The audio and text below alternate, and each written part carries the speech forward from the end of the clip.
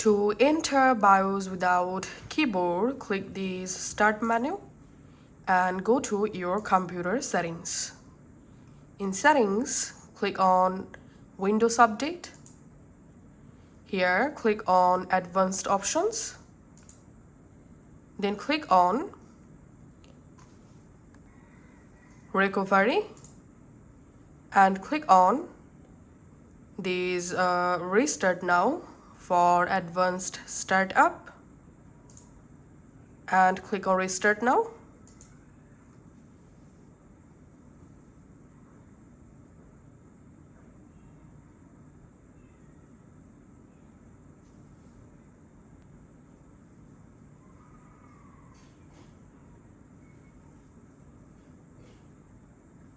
And here, click on Troubleshoot. Then select Advanced Options and select UEFI Firmware Settings and click on Restart once more.